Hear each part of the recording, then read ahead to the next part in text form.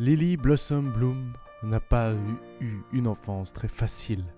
Entre un père violent et une mère qu'elle trouve trop soumise, mais elle a su s'en sortir dans la vie. Et à l'aube de réaliser son grand rêve, ouvrir à Boston une boutique de fleurs.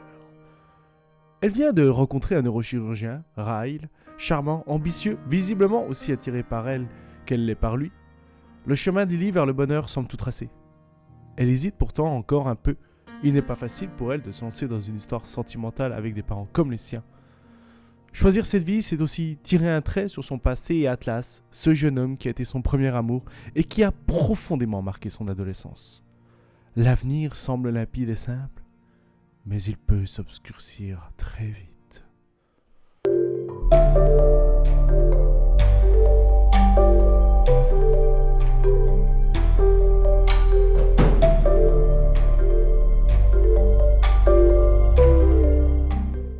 Et bonjour à tous et bonjour à toutes et bienvenue dans cette toute nouvelle chronique de quoi ça parle. Et aujourd'hui, on va s'intéresser à un livre que j'ai lu très récemment, Plus jamais de Colin Hoover. Alors après un troisième épisode ou un deuxième, je ne sais plus vraiment, sur le jour où le soleil ne s'est plus levé, qui parlait d'une histoire LGBT, de harcèlement scolaire, d'acceptation de soi et de sa sexualité. Aujourd'hui, on va s'intéresser à un drame psychologique sur la violence conjugale dans le couple, comment elle arrive, sur quel modèle... sur quel schéma en tout cas elle trouve son essence. Voilà, donc de Plus jamais de Colin Hoover.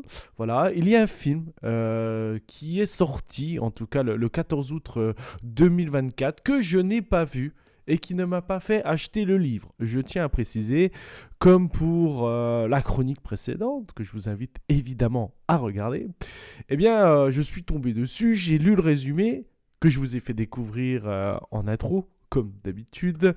Et bien après, je me suis dit, pourquoi pas.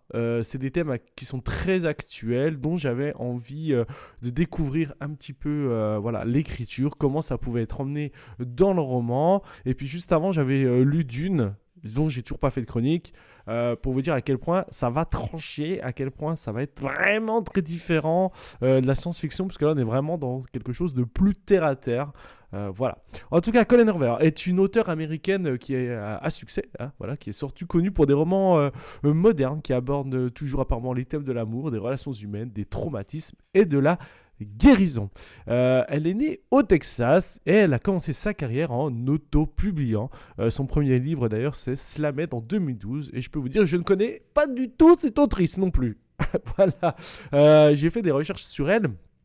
Uniquement pour cette chronique, je ne la connais pas. En tout cas, ça me fait plaisir de savoir qu'elle a commencé en auto-publiant, puisque, encore une fois, c'est un peu le cas aussi pour Le jour où le soleil ne s'est plus levé.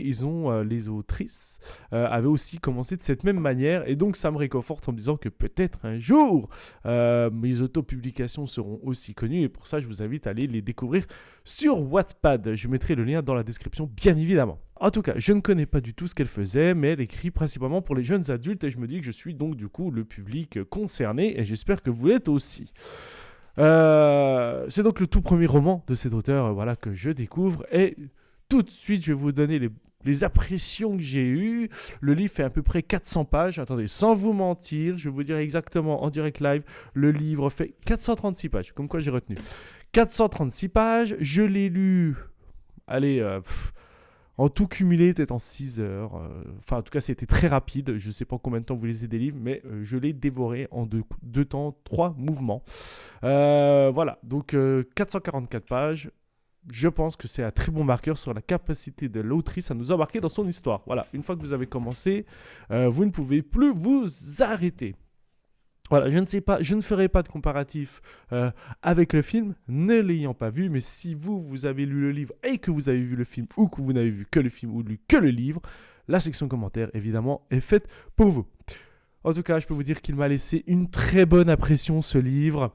Voilà, donc je suis... voilà, vous pouvez arrêter la vidéo là, acheter le livre. En plus, il coûte pas très cher, c'est 7,60 € à la Fnac. Non, non, non. Plus sérieusement, on va rentrer un petit peu dans le détail de cette histoire avec un climax qui était vraiment tout en subtilité et avec une révélation finale qui m'a vraiment convaincu en tout cas. D'abord, on va commencer par le début. On a une Lily, on va l'appeler comme ça pour gagner plus rapidement. On a une Lily qui est un petit peu déprimée ou carrément déprimée, à croire que finalement je tombe que sur des livres où les gens sont déprimés actuellement. Et qui est dans une soirée au-dessus, enfin sur le toit d'une ville, etc. Elle voit l'horizon et tout. Et puis d'un seul coup arrive Ryle. Ryle. Alors Ryle, je ne sais pas si je dis bien, on va l'appeler Ryle. Voilà, c'est un BG, c'est un chirurgien, c'est un mec qui a beaucoup d'aplomb, beaucoup de... Voilà, il est très confiant en lui. Évidemment, dès les premiers mots, on sent tout de suite l'alchimie qu'il y a en eux, l'alchimie qu'il y a en eux, et puis ce coup de foudre, finalement, qui arrive. Et lui, il va être justement très insistant. On le ressent quand même. Alors moi, je ne savais pas du tout que l'histoire, il avait pété un câble et tout. Hein. Mais je me disais, il n'est pas normal. Voilà. Bon, il s'avère qu'effectivement, il n'est pas très normal. Mais en tout cas, ce personnage va vraiment jouer tous les ressorts que l'on connaît d'une personnalité qui va devenir violente. Alors, violente, mais envers la femme ou la personne aimée. En tout cas, le sujet, il est quand même profond et sensible, et il est très actuel, surtout après le développement MeToo. Et donc du coup, Ryle va finir du coup par réussir à charmer Lily, et ils vont vivre ce qu'on appellerait la lune de miel, c'est-à-dire les moments où vraiment tout va bien, c'est incroyable, sexuellement c'est nickel chrome, ils s'accordent parfaitement, elle rencontre la sœur. Alors il faut savoir que Ryle du coup est le frère de sa collègue de travail.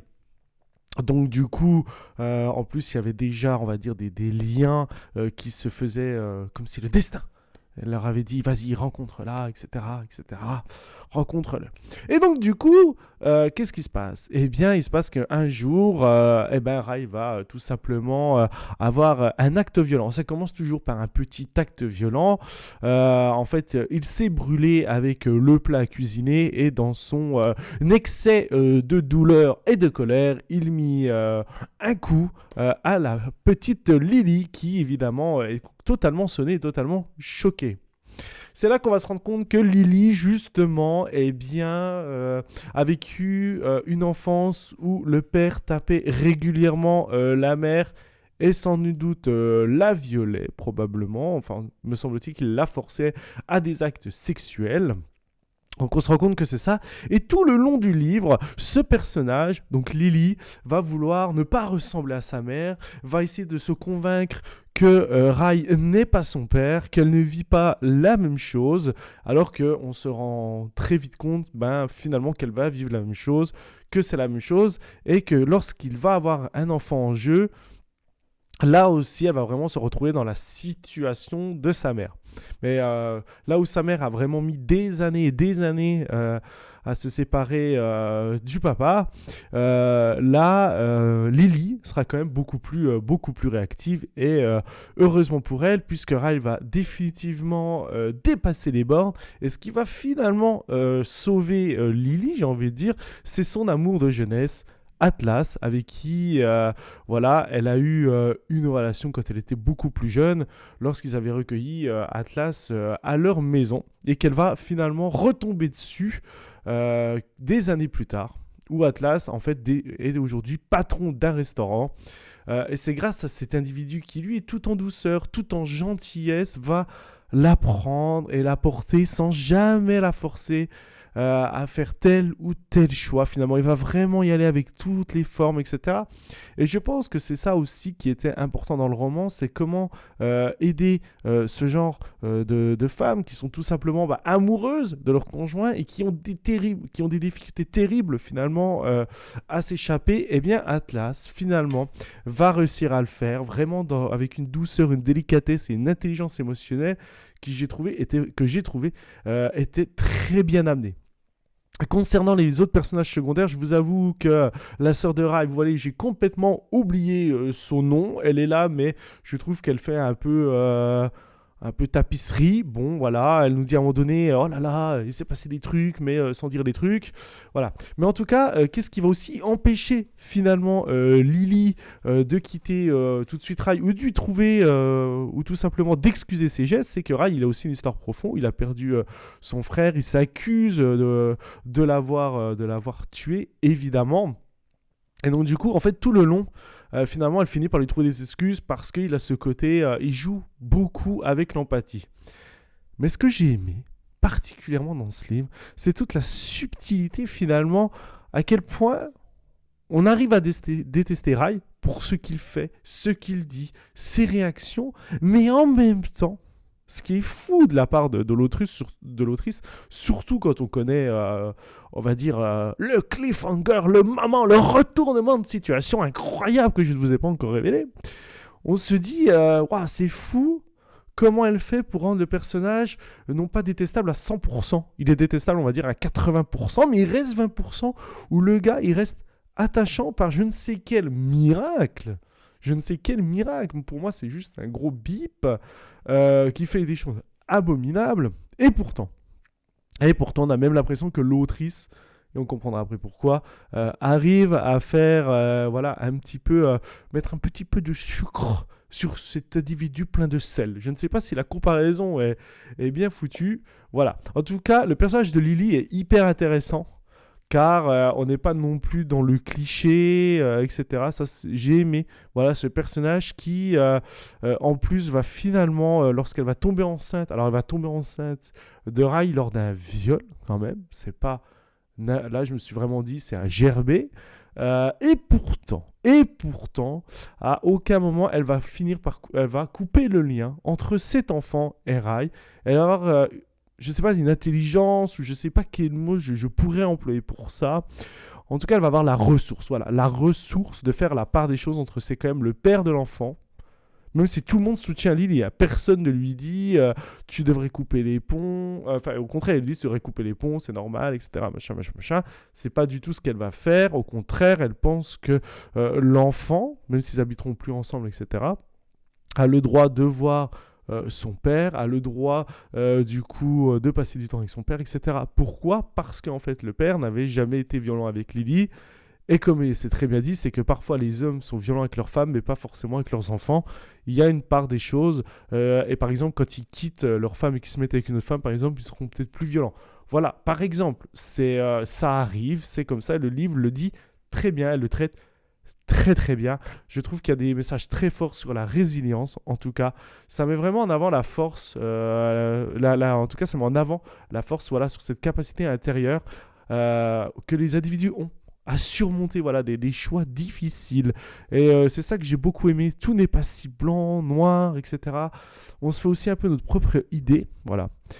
Et là, vous vous dites, bon, ok, super, etc., machin, ok, c'est un livre comme on en a lu des centaines de fois. Non, mais le coup de Joker, le coup de poker, j'ai envie de vous dire, c'est la fin dans les avant-propos, ou pas, les après-propos du coup, bon, bref, on va dire l'épilogue, où en fait, on apprend que c'est carrément en fait l'histoire de la mère de l'auteur. Voilà, et ça, j'ai trouvé ça bluffant. En tout cas, j'ai trouvé que ça apportait vraiment encore plus de crédit à cette histoire. Je comprenais beaucoup mieux le personnage de Rai en me disant ok, j'ai compris aussi pourquoi elle lui fout pas tout sur la gueule, c'est qu'elle reste quand même attachée à ce personnage parce que c'est aussi le reflet de son père. Et ça, j'ai trouvé ça fou en fait. Donc c'est un livre que je recommande. Je vous le recommande sincèrement. Je l'ai lu très vite. Je l'ai pris dans le train. Pour ça que j'ai dit peut-être roman de gare. En tout cas, j'ai pris ce livre, j'étais à 300 pages ou 200 pages quand je l'ai pris dans le train pour aller à Paris. J'ai 2 heures de train pour monter là-haut. Et du coup, je l'ai lu, les 200 pages, je les ai lu d'une traite tellement ça a été puissant. Voilà, ça a été vraiment, vraiment incroyable. En tout cas, je vous recommande. J'espère que vous aurez l'occasion de le lire. J'essaierai aussi de vous faire une chronique sur Dune, livre 1, livre 2, si j'ai du temps. Vous pouvez retrouver mes let's play sur Dragon Age. Vous pouvez retrouver mes romans sur Amazon ou sur Wattpad. Si vous avez un abonnement Kindle, ils sont compris dedans. Donc n'hésitez pas, faites-vous plaisir. J'attends vos retours et vous soutiendrez un jeune auteur. Vous pouvez me retrouver en live sur ma chaîne Twitch ou ma chaîne YouTube pour échanger sur le roman si vous l'avez lu en direct. Moi, je serais ravi de partager avec vous. Et je vous dis à très bientôt. J'espère que cette vidéo vous a plu. N'hésitez pas à liker, à vous abonner et à partager et à commenter. Je réponds à tous les commentaires, donc n'hésitez pas. Merci à vous d'avoir suivi cette vidéo et je vous souhaite à tous une très belle journée. Jusqu'à la prochaine fois. Au revoir.